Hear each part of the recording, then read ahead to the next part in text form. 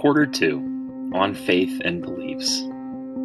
Easily the most frequently asked question I get as a teacher is this: what do your tattoos mean? Anytime I roll up my sleeves, it's often the first thing a student asks. It's understandable. I think teachers sometimes blend into the background of a school or a classroom, and any change becomes immediately noticeable. These are my tattoos. Each is a belief I held at one time in my life. At the time, I decided each was so important to me that I wanted it etched onto my skin. They all face me. They are the first things I see when I wake up. These are beliefs I have forced myself to think about every day, beliefs I want to be reminded of, beliefs I want to keep fresh in my mind. But we'll talk more about this later.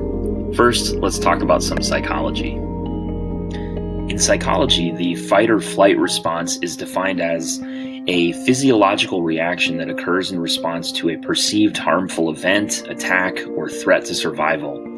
When confronted with what they see as a threat, animals react by discharging their sympathetic nervous system and preparing either to try to fight the threat or escape it.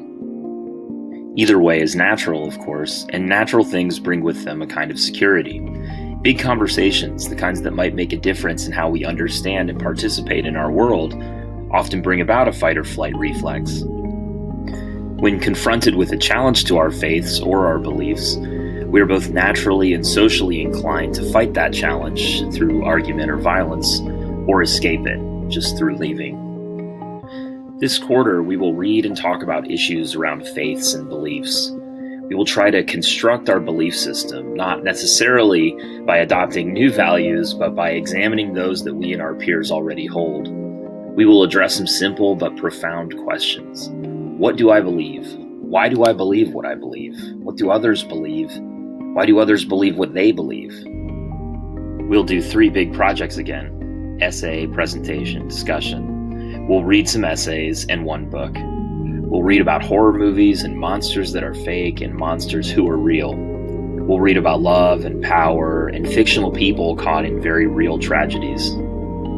But above all, we'll read about the beliefs people hold and how they translate those beliefs into text, into art. We'll talk about the faith all this takes and how that faith might shift or solidify and what the shape of that faith looks like. Back to my beliefs. Today, you can ask me about the story of one of my tattoos. But here's the trade. After I talk about it, I'm going to ask you to write a bit about your own beliefs. And I'm going to ask you to risk an act of faith. Today, you will write a poem.